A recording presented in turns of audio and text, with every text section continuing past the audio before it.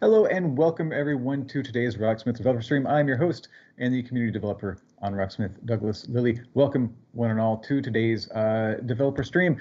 Today we're going to talk about cover songs, some of our favorite cover songs with some of the staff here at Rocksmith in Ubisoft San Francisco. We're also going to hear from our own Dan Amrich with a couple of performances later on in the stream. And we're going to hear about sound treating your home studio with Andrew Levin.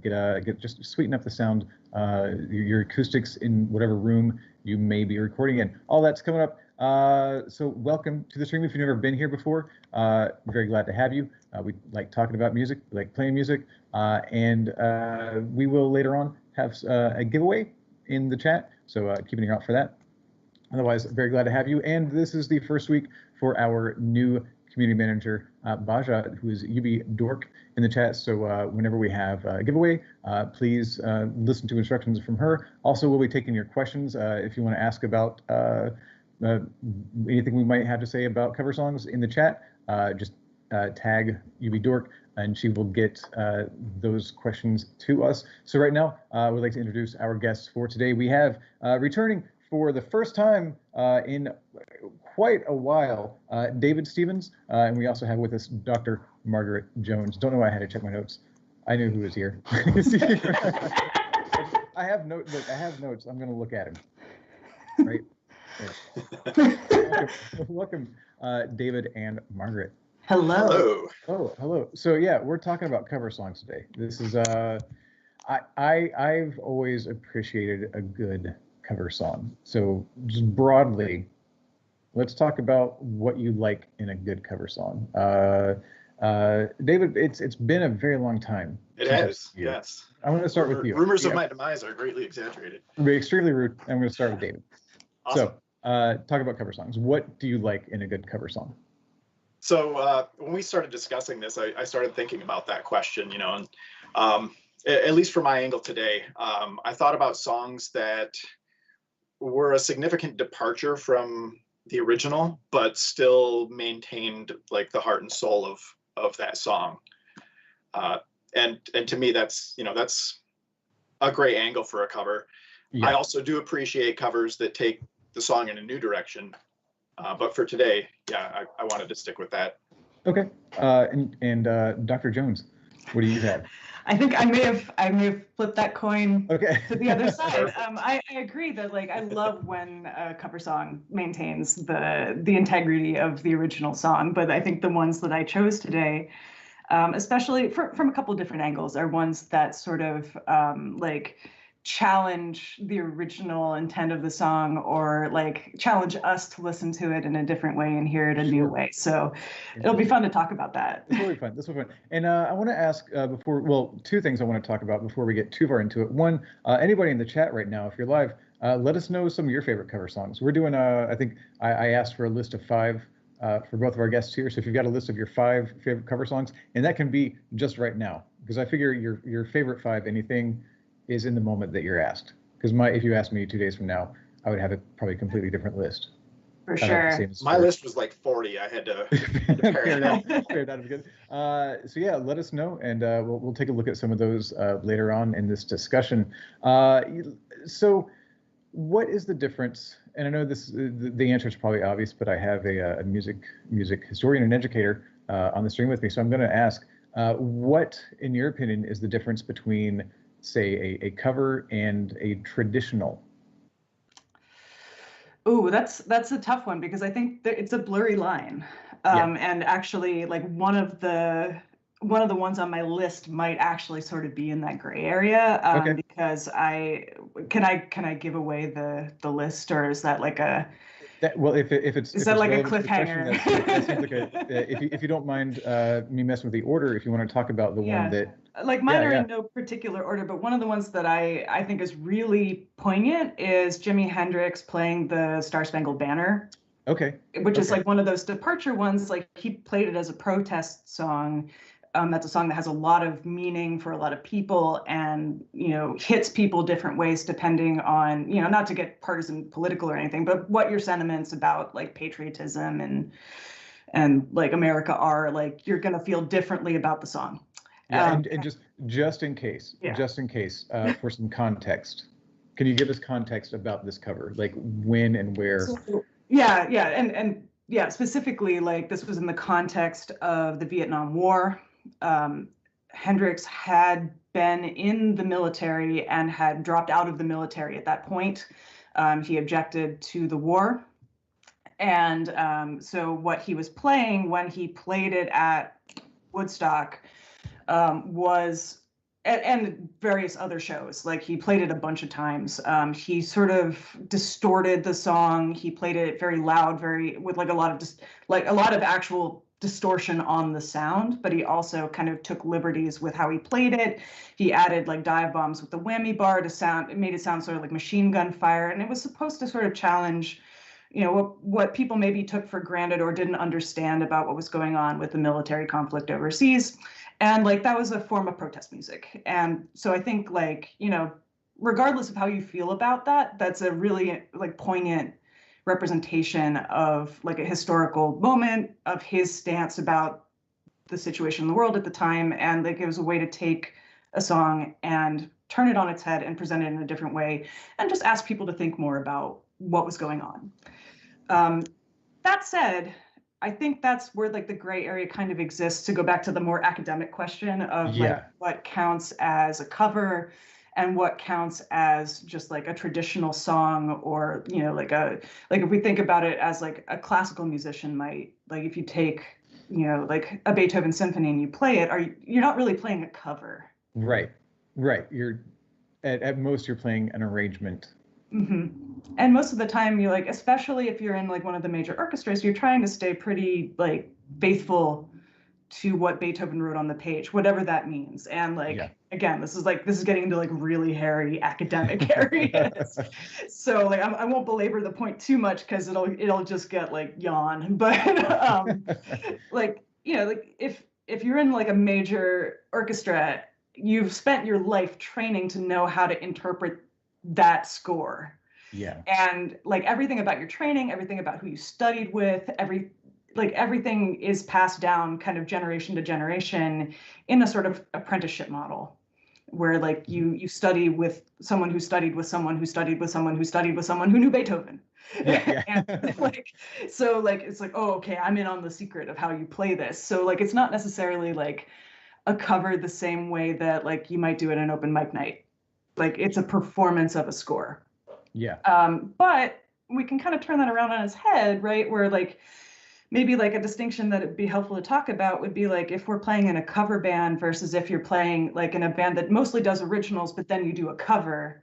Yeah. Like how would you approach that differently? Right, because if you're in a cover band, you want to probably maintain that sort of, you want to be as faithful to the recording or what people are kind of familiar with. Yeah, exactly. Like people who are coming to hear you play because they're like, oh, I know this great cover band that plays at this bar and I want to like, have a fun night listening to my favorite songs. They might be a little bit put out if you come in and you just start taking artistic liberties with all of their favorite songs. So like, where is the song in that? Right. Unless you're like a Richard Cheese, where you're taking, like you're covering, you're a cover artist, but you have a definite filter that you're kind of putting everything through. And Richard Cheese, if you're not familiar, does lounge covers. So it's I think kind of Vegas-y lounge versions. He puts it through a Play-Doh fun factory. Yeah, it's a lot of fun. If you've never heard Richard Cheese, worth a listen, I think. Absolutely. All right, thank you, Marge. Yeah, because and I'll come back to this sort of traditional versus cover in a few minutes. But David, I would like to hear from you. What's the top of your list? Or bottom? So I'm going to come out swinging on this one. Okay. A couple months ago, in December, this may have missed a lot of people. It wasn't super publicized from what I could see. Part of it just, we're all on the internet and pretty much stuck there. But the Seattle Museum of Pop, Mopop, did an Alice in Chains tribute or awards ceremony or something where there's like 20 bands who do covers of various Alice in Chains songs, and they're all phenomenal. I'll say right off the bat. But the one that really stood out to me, and it straight up made the hair stand up on my arms and the back of my neck, is City and Color's cover of Rain When I Die. It's just him and a guitar and a microphone, and it's incredible. He manages to keep most of the emotion and sort of the otherworldness that is in the original song, but give it his own spin, and I can't recommend it enough. The whole show is about 2.5 hours. It's on YouTube. Look it up.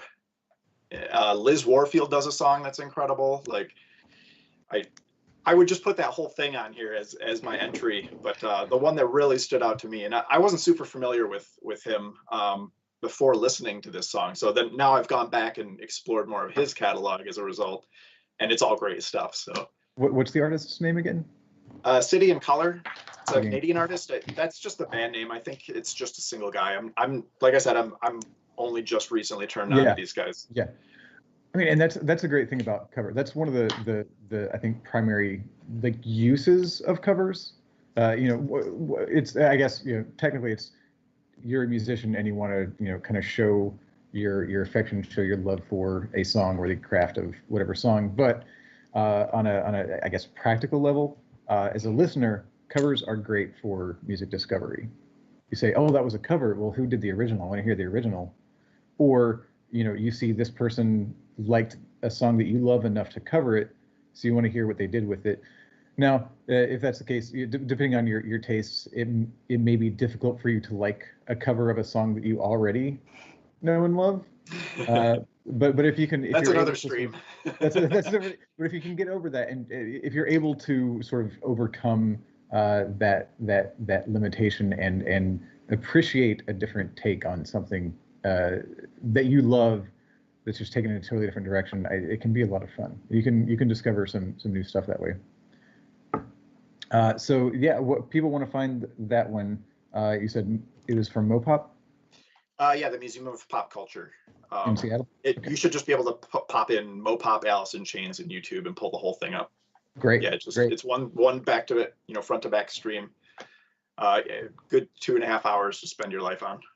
Great. I've got some from the chat before we go further. When we were talking about kind of traditionals versus just covering a song, Ted's Rocksmith videos mentioned All Along the Watchtower is a good example of a song that, using it's a folk song, but it has an author who's still around. So it could be kind of a traditional. I don't know, what are your thoughts on that, Marge? Yeah, I think that was another one that was like an honorable mention on my list. I didn't include it because not because I didn't like it, just because there were other ones that like I was going with like what popped into my head like the minute I started thinking about it. But like the folk tradition is like it's an interesting, living, evolving thing, and so like it's kind of, we run into like weird like boundaries with like intellectual property, and like just from like the professional side of things as a musician, it's like, well, if you're trying to make a living as a musician and you are writing in the folk idiom, like what is your relationship to people covering you as opposed to like a rock band and their relationship to someone covering you? So like there's like the legal professional side of things, but I think by and large, if you're participating in that idiom, like it's also you are part of the living, breathing, evolving practice. And I think like a lot of traditional musicians kind of welcome the evolution that comes from playing the song again and again and again. And like part of the beauty of it is that you inject new meaning into it every time you play it.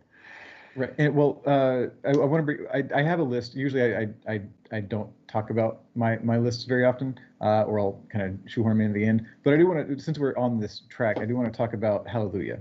So I have Jeff Buckley's version of Hallelujah, originally a Leonard Cohen tune. That song has been covered by a tremendous amount of people, and there's sort of a tradition with it where if you cover it, you make up your own verse. At least my understanding is, if you cover that song, you're writing a verse and you're sort of like adding not only your sort of stylistic overtones, but you're adding new lyrics to the song whenever you cover it. I mean, and Hallelujah at this point almost feels like a traditional, because it's so widespread covered and because there are so many different versions of it. But it's still, that would just be, it would be a cover of the song. Yeah. It's kind of, yeah, like you said, I guess it's in that fuzzy, hairy territory. I think I heard somewhere too that Leonard Cohen had multiple extra verses of his own. Yeah. I don't think we definitely haven't heard all of Cohen's lyrics that he wrote. I think he performed a bunch of different versions. He might, I don't know if it was different every time he performed it, but yeah, he wrote a lot of lyrics to that song. Some of the other people in chat, some of the other covers that were mentioned, Daniel Mayer said Marilyn Manson's cover of Tainted Love, which itself, so that was, Tainted Love was, Marilyn Manson did a cover of, oh no, I forgot, White, what's the name of the band that he covered for Tainted Love that he covered? Soft Cell. But that was itself a cover. Tainted Love by Soft Cell was. That sounds right. That's a cover of a cover, which gets into a whole other theory. Boys of Summer, covered by Ataris, which Peter mentioned. Dan, Shifty Samurai said Nirvana's cover of Leadbelly's cover of In the Pines. So again, we're in this cover of a cover, or do either of you happen to have covers of covers? Not to my knowledge. Well, I do. I have one that's kind of a cover of a cover, but I think they're just separate covers of the same original. Okay. But Phil Phillips' Sea of Love has some really awesome covers. Cat Power did one that was basically just her and an auto harp. And it's sort of like this sort of ethereal, out of time, like it's just sort of like it just shuffles along. And it's this very intimate version of the song. It's like, it was a 50s rockabilly like hit where it's just like, come with me to the sea of love. I want to tell you that I love you. And it's great. It's great as that version. But then like the two covers that stood out to me were Cat Power's like auto harp one, where it's just kind of like it's drifting along and it's almost like she's whispering it to her lover. And it feels almost kind of mournful. It's just sort of distant, but it's like plaintive. And like it totally reinterprets the song in a really cool way. I don't think that's what Tom Waits heard when he did it. Well, who can say? But what I love about what he does with his version is he adds a line where it's like, I want to tell you how much I love you. The original, it stops there, but he says, I want to tell you how much I love you, but I'm drowning in the sea of love. So it's like almost being overwhelmed by like the emotions that he's feeling. And like, it's this brooding, stormy cover. And like, to compare that to the original, it's just like, wow, like there's so many different interpretations of this. But yeah, it's kind of funny. Like, I know, like, just from going to open mics and stuff, like people will get up and they will do the cover version that they've heard. Yeah. Which is like the cover of the original. And it's like a game of telephone, like how things get just absolutely. Even I had some friends of mine in school were in not a cover band. They were just a rock band that would occasionally do covers at gigs, and they did a cover of Faith No More's version of Black Sabbath's. I'm blanking. War Pigs. It's like War Pigs. Thank you. It's on my list. Let's talk about War Pigs, David. All right. Yeah. That was actually one of my top three here. Not only is it my favorite Black Sabbath song, Faith No More does a phenomenal cover of it live on their Real Thing album. It's the full 8 minutes, because if you know War Pigs, there's the first half of the song, which is War Pigs, and then there's Luke's Wall, which is the second half. We just know it as War Pigs now, but they do the whole thing, and this is one where they play it straight. And for a band like Faith No More to not just lodge that tongue in the cheek and run with it, like to me, that I was kind of impressed with their willingness and their attitude to just keep it as legitimate as possible. So do you turn it into a circus or anything? Do you see that as sort of a show of respect? Absolutely. Or okay. Just last year, 2019. I don't know what year it is. Ozzy and I want to say James Hetfield played with Faith No More, and they did the full cover of War Pigs. That's out there on the internet somewhere. It's great. Yeah, I've missed so much internet over the past year. I don't know. Yeah, that cover, that is, I mean, that growing, I think, in people of our generation, maybe that was a pretty important cover, and I think that one brought a lot of people to Black Sabbath who might not have heard them. Same with the NIB albums. I was just going to mention that. Yeah, the Nativity in Black. Yeah. 1 and 2. Yeah. That was, it was hard to not just include every song on there because they're so great. I also kind of cheated in that way. One of the covers that I have on here, I have Maneater by the Bird and the Bee, which was a cover of Hall & Oates, and that's on an album that the Bird and the Bee did. That's just all Hall & Oates covers. It's Interpreting Masters Volume 1. They did a Volume 2 with all covers of Van Halen songs. So that band, it's a two-piece with a bassist who sings and a keyboardist. They got a drum machine. So that's what you get. It's, what do you need? Yeah, that's all I need. But yeah, the covers, they're still poppy. They can range to a little bit more melancholic, but they're all, since it is such a smaller, it's just two-piece, it focuses very much just on the sort of craftsmanship of those songs and the construction of those songs. I'm going to pull up another couple of suggestions from our chat. We also have Samantha Montjoy said Sound of Silence by Disturbed, Pretty Woman by Van Halen, Piece of My Heart, Sammy Hagar. We have Pixie in the Mainframe, who suggested The Real Me by The Who, and then Wasp is another good one, Rock versus Metal. And Faceplant said Blue on Black by KWS is a great one. And Jean said Metallica's cover of Thin Lizzy's version of the Irish folk song Whiskey in the Jar. So there we have a cover of a version of a traditional. Is that our thesis? I should have waited and had that be the last one that we talked about. All right, Marge, I think you're up. Oh, I'm up? Yeah. So I was conflicted about this because I'd be remiss if I didn't put a St. Vincent song in the mix because I love her covers, and I was torn between, like, early days she covered Dig a Pony, like the Beatles song, and like it was one of the things, like I was in the middle of grad school feeling kind of burned out about playing guitar in general, and it was one of the things that sort of like kickstarted me wanting to play again a lot. Just because she got so much like bang for the buck out of it. It was just her and her guitar. Mm-hmm. And she just like laid into that riff. And like there was like so much power about just having like one person on stage, boisterous, noisy guitar, and that was it. So that was cool. But I also, like, well, as we were talking, I remembered she also sang Lithium at the Rock Hall induction. Yep. For Nirvana, and like she was Kurt. She had to like Kurt obviously couldn't be there, so like she took over the vocal delivery, and it was spot on in terms of, like, we were talking earlier about, like, are you faithful to the original, or like do you take liberties with it? And in that moment, like, I think she captured the essence of that song, the way that Kurt delivered it, and it's really cool. It's out there on YouTube. If you haven't seen it, you should check it out. Like, she just stole the show with that. But I think like there's an interesting thing there where, like, I think she gets the essence of the song in a way, and that's sort of like this weird ineffable kind of thing where, like, if you're doing a cover, you're singing it because you love it, hopefully.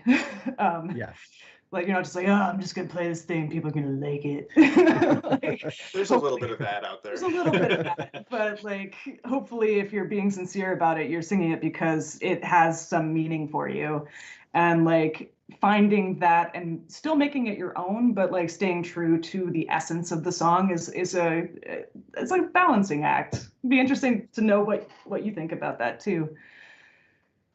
Are you asking David? Either of you. Let's talk about David. Yeah. Let's ask David. Like, I was reading chat. Do you feel like there's like an essence of the song that is sort of at the core of it, that. Oh, absolutely, yeah. That was kind of the core of my direction in choosing songs. Is they kept the soul of the song and put their own spin on it, rather than putting their own spin on it from the get-go and just kind of leaving the actual meat in the dust. Or it's kind of paying homage rather than taking in. I'll just say I found a lot of covers that were not good when I was digging around. It's just like, yeah, well, that's a song. Yeah, it's like you did it. Good job, I guess. If you haven't already used one of yours to name this, which song on your list sort of most exemplifies that, like, maintaining of the emotion and the essence of the original? Any song from my list, or yeah. Let's go with Opeth. Okay. They've only done a handful of covers in their career, but one of them was Robin Trower's "Bridge of Sighs." And if you're familiar with the original, it's a very laid back song, kind of otherworldly. And Opeth just takes that and cranks it to 9, but not 10, not 11. They keep it, they keep it in that sort of, like, because if you know what the song is about and lyrically, it makes sense to not go over the top with it. That they're reserved. Right.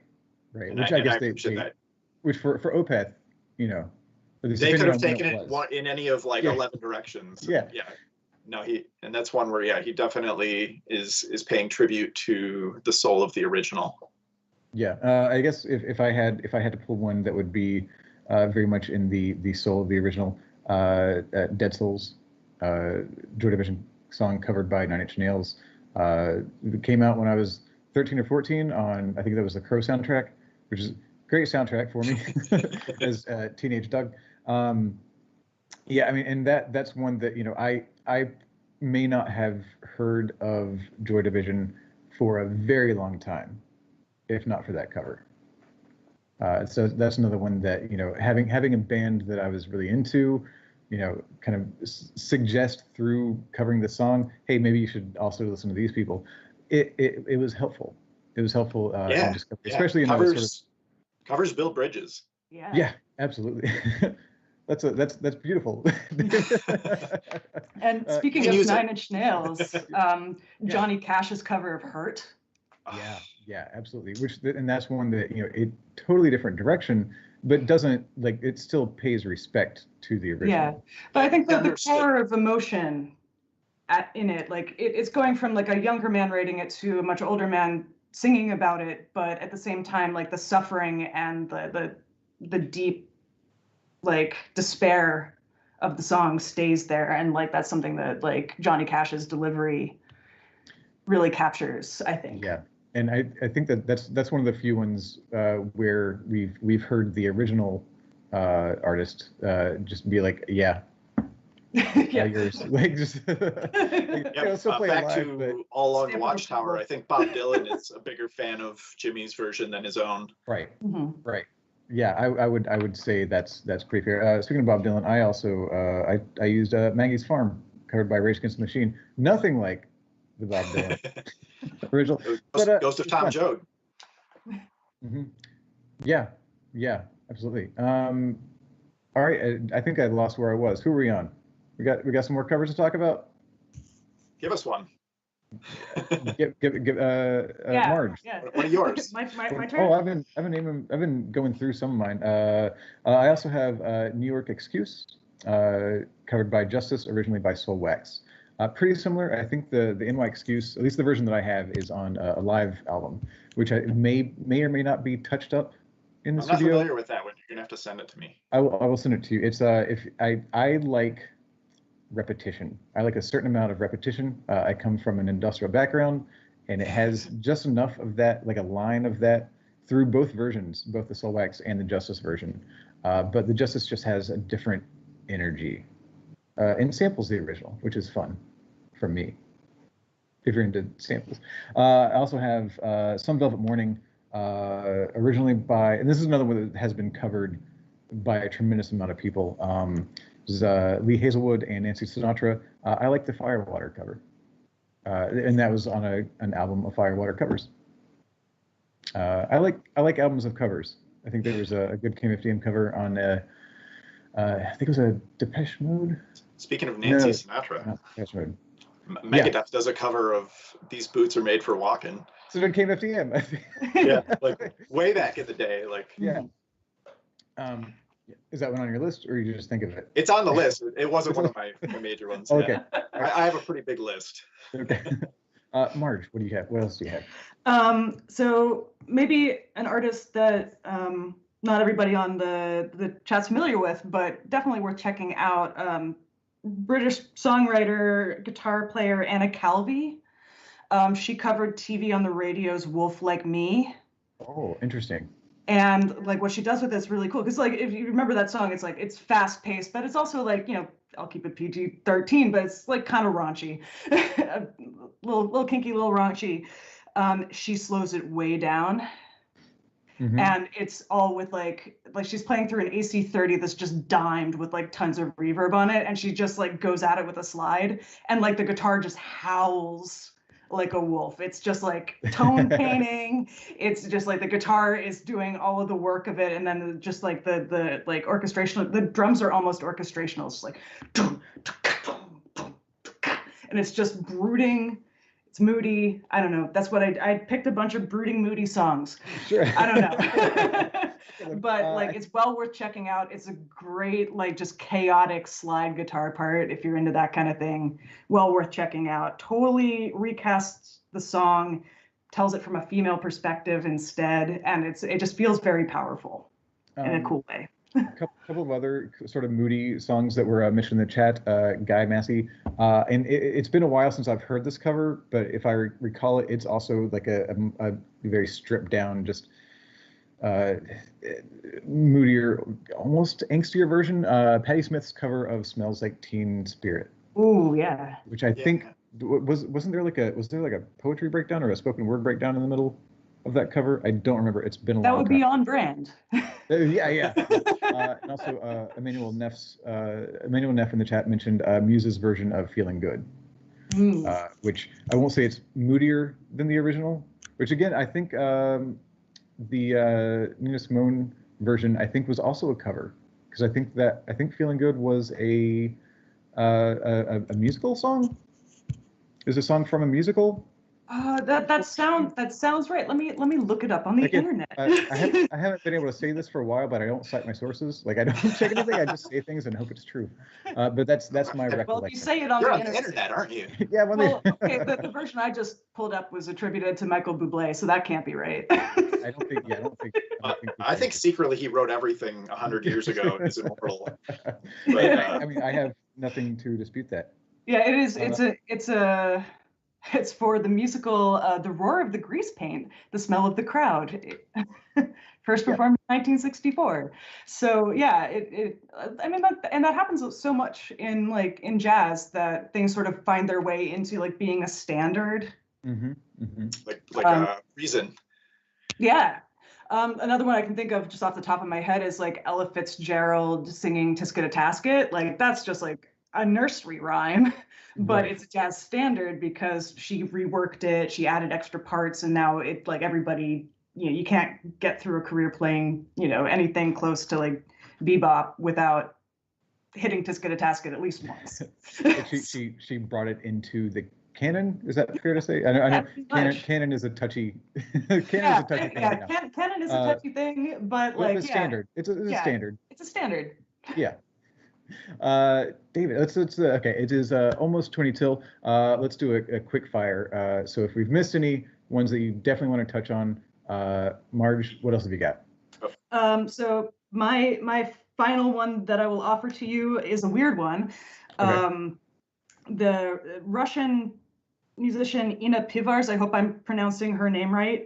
I've only ever seen it written down. She covered the song "What Then Is Love But Mourning" by the 17th century composer Philip Rossiter. Okay. And it's the coolest thing. It's just got like the sort of like 1960s like over compressed bass, like the doom boom boom boom, and it's like it's magnificent. What Then Is Love But Mourning, Ina Pivar's, look it up on YouTube. The music video is also kind of wild. It's like these little toy soldiers like shuffling money around. It's weird. It's wonderful. Just in case, are you able to spell that for us? INNA and then PIVARS. Okay. But thank you very much. It was one of those like weird, like my dissertation was on 17th century stuff. Okay. So like I was clicking around YouTube looking for performances, and I'm just like, what is this? It's like, oh, a rock band covered this music that I'm researching. Like, this is so cool. And I would consider that a genuine cover, where like, if you listen to a performance that's like, lute and voice, that's a performance of the score, and like it's not necessarily a cover, but that's a cover. And it's like the cover of like the oldest song that I can find. Right. Okay. And like I think that's also like a cool thing. Nerd. I know. And David, I did have one more, at least one more. Typo Negative's cover of Seals and Crofts' "Summer Breeze." Mm-hmm. I wasn't sure which cover you were going to go with there. Well, so yeah, the runner-up is Neil Young's "Cinnamon Girl." But for this one, and I don't know if a lot of people knew this, but Peter Steele had a deep love for soft rock and like Seals and Crofts, obviously, the Beatles, Neil Young, just like some of the older stuff. And in this one, they definitely put their own spin on it. But again, this is another band where they're very tongue-in-cheek most of the time. Mm-hmm. But this song, they played it straight, and they even to like the backup singing that's in it, right, which you don't get a lot of in Typo. And then everything's just like an octave or two down from the original, which just it gives it this like, it's almost uncomfortable in the greatest way. Right. Interesting. All right. And my understanding, Seals and Crofts hated it. Oh no! All right, we got one more in the chat that I want to bring up. Iron Man covered by the Cardigans, which I think we talked a lot about in the studio when the Cardigans song pack came out. Yeah, apparently I think a lot of most of the people in the Cardigans were in like a metal band together. Is that right? Or at least the guitar player had played in some metal bands before the Cardigans. I'm not citing my sources. Yeah, I could be making this up. I haven't really thought about the Cardigans since the 90s. Well, now's the chance. Yeah, they covered Iron Man. As the Cardigans. Yeah. Well, it's on YouTube. All right. Thank you both very much for this conversation about covers and about what sort of what you can do with them and how you can use them to show respect or to just kind of show off, I guess, if you want to take it and just make it completely your own. I've always looked at it as kind of like if you look at music as a cookbook, you can take any song as a recipe and add your own ingredients and still make a great meal. Right. I want to make this one vegan. All right. We're just gonna. Yeah. All right. Sure. Well, thank you very much. We will see you both very soon. Marge, always lovely to have you here. David, very nice to have you back on the stream and be a part of it. It's been a while. Dave, if people didn't know, David Stevens, when we were in the studio, ran board for years and years and years, well before I was around. So I was glad to have I wasn't the only one, but right. It was always a team effort. Right, but right now we are going to head over to a performance from our own Dan Amrich. After that, we are going to hear from Andrew Levin. He's going to talk about how you can do some sound treating if you're doing some recording in your home, ways you can hopefully cheaply set it up to get some better acoustics, some better sounds in whatever room you might be recording in. If you're in the chat, if you still have some cover songs that you want to mention, bring them up and we'll talk about them some at the end of the stream. Otherwise, we'll see you in a few minutes. And thanks again to Marge and David. Hey everybody, it's your old pal Dan Amrich. How you doing?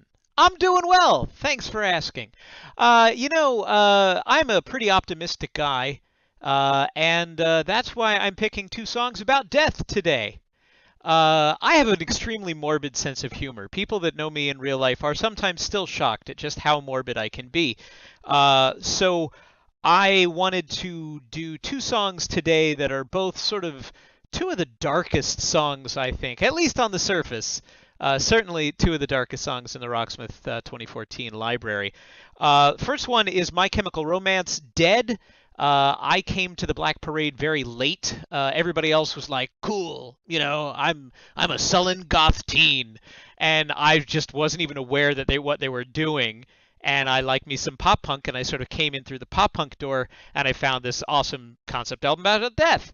I like it very much. And so I have decided that's going to be my first song, and I'm going to play it on a guitar that I don't think I've shown off yet. This is a guitar that I lovingly call the Amrich caster.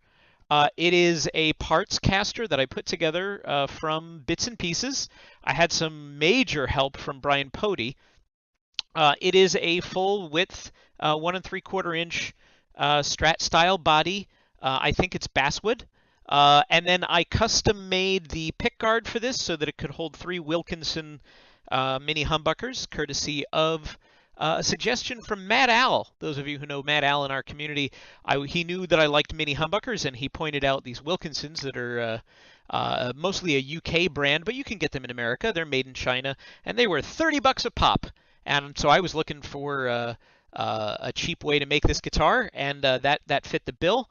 I put a Mighty Mite neck on it after Brian Pody fixed the actual neck pocket here, which was several degrees off, so the neck would not sit straight in there. Well, Pody done fixed it for me. So I didn't think I was going to love this guitar as much as I do. It's a hardtail. It's string through. I've got a hip shot bridge and hip shot tuners, and Pody actually talked me into just doing a master volume and a master tone. So this has worked out great for me. I really like it. There are some hair elastics up here because I can't seem to get rid of a resonance on the strings behind the nut.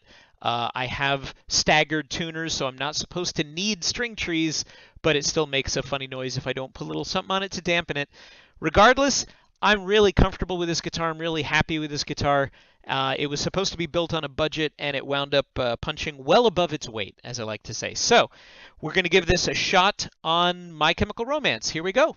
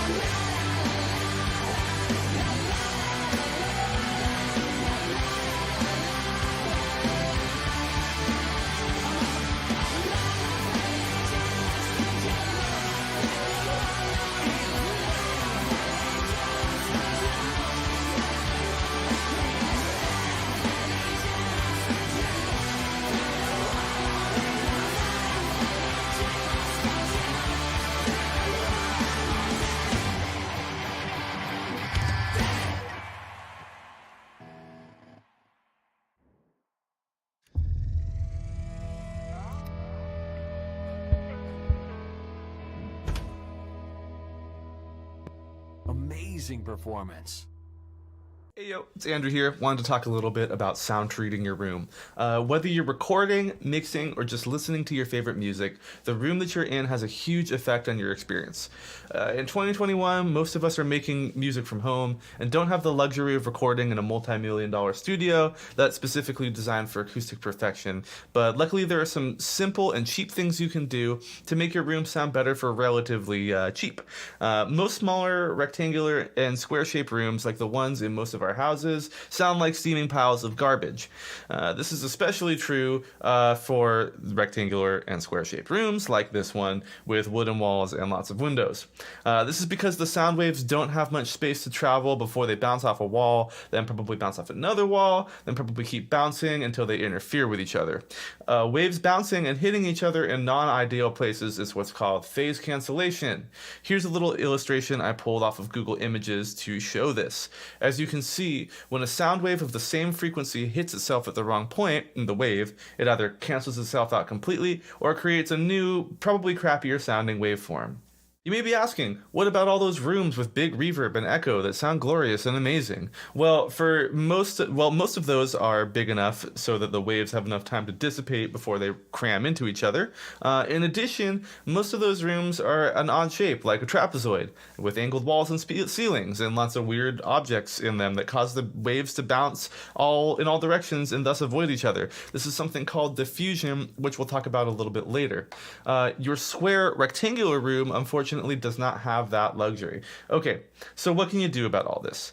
There are three important things: speaker placement, sound absorption, and sound diffusion. The very first thing you should do is work on speaker placement. I actually talked about this a little bit in my last video, but let's review. If you're in a rectangular room, you will want your speakers to be against one of the short walls. You want the speakers to be at an equal distance from both walls on either side. Ideally, the more distance, the better. So I have 26 inches between the wall and my speakers, which is a little bit less space than I would like, but I have a small room. The tweeters of the speakers should be right at your ear height, and you can either build speaker stands or buy speaker stands to achieve this. Finally, they should be at the exact same angle so that you can sit in the middle of them to form an equilateral triangle, and that way you'll get a proper stereo image so that the sound hits both your ears at the same time. KRK has an awesome app that helps with speaker setup where you can actually measure the angle of your monitors, and that is what I used. Now that your speakers are in place, it's time to start treating the room a bit. If you're like me and you don't have a huge budget or an abundance of time, I would highly recommend just deadening the sound in your room. If you are recording, you can just add reverb in post to make it sound like you're in that lush cave or chamber or whatever floats your boat, while the world will never know that, like me, you recorded it in your dingy 80 square foot room. Now, here's how to deaden the room. First off, in a small room, bass is going to give you the most issue.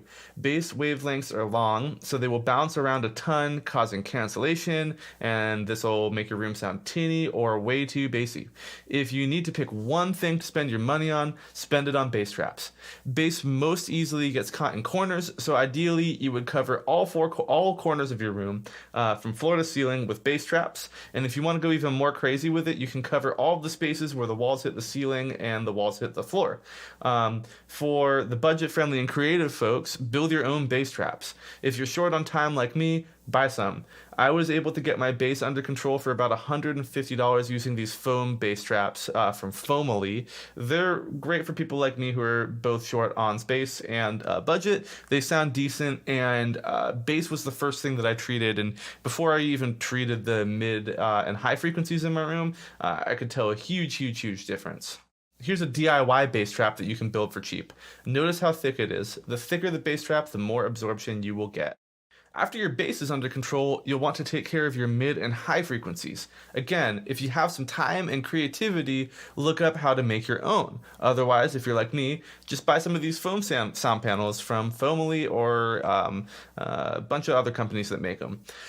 As a general rule, you'll want to cover at least 20 to 25% of all of your surfaces, including your ceilings. There are creative ways to get around this. For example, in my room, I covered a bunch of my floor using a carpet, and one of my windows I used a soundproof curtain, and that covered a lot of the surface area.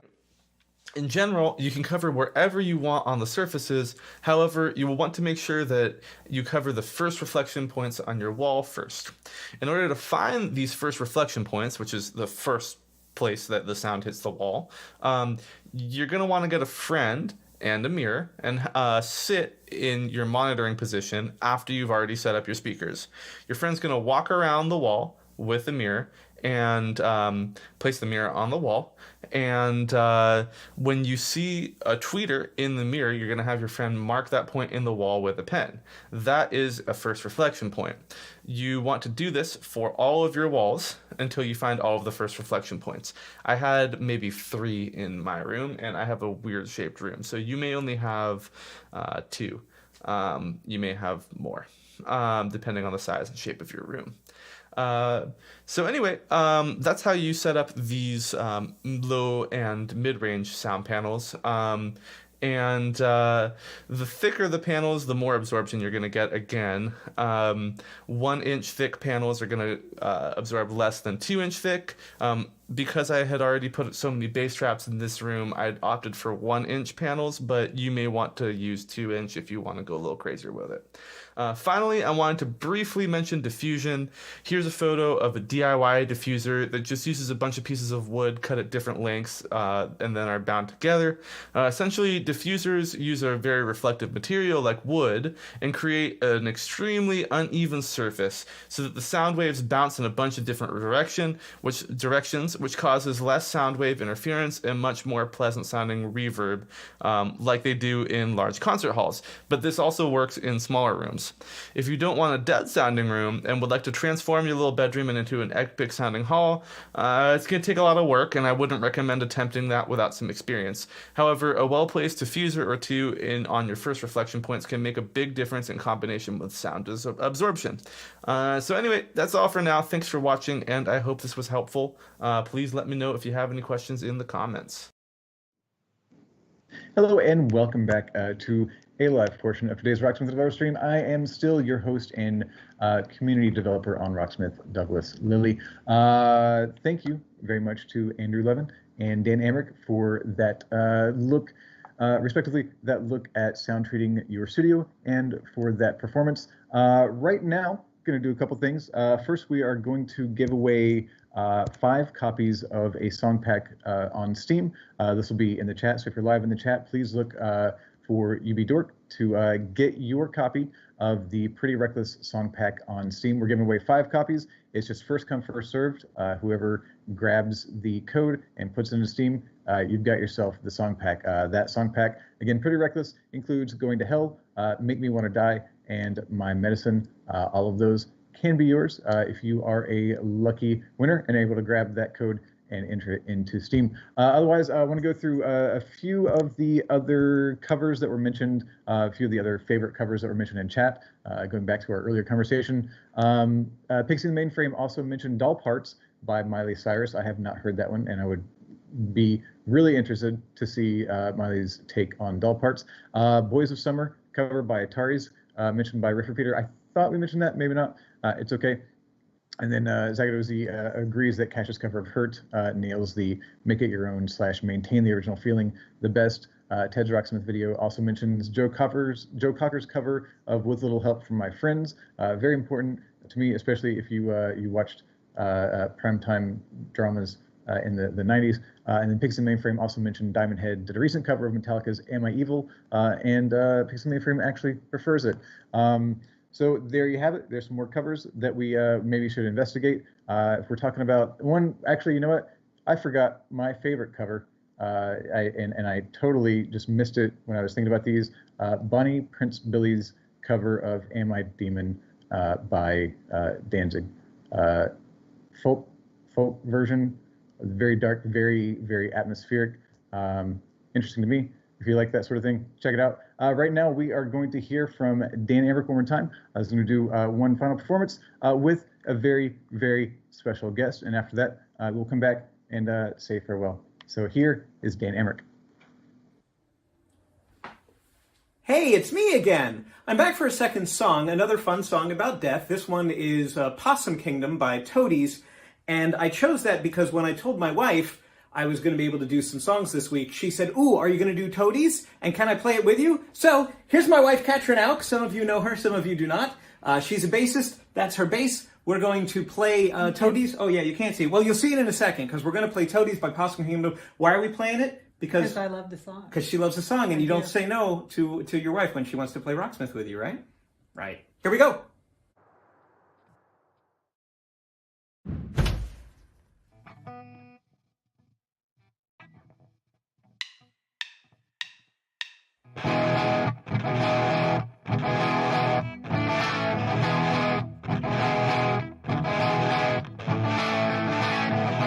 Make up your mind. Decide to walk with me around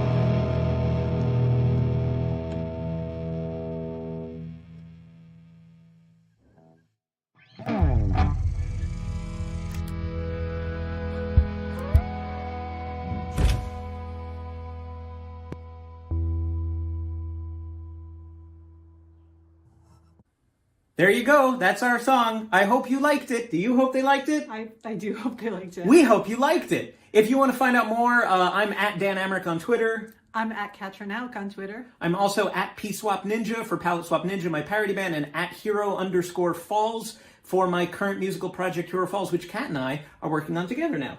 And you'll hear more about that hopefully soon. But until then, enjoy the free music that all of those accounts link to, and we'll catch you next time. Bye. And that is our stream. My thanks again to Dan Amrich and Kat for those wonderful performances. Thank you to our conversation guests, Margaret Jones and David Stevens, and of course, thank you to Andrew Levin.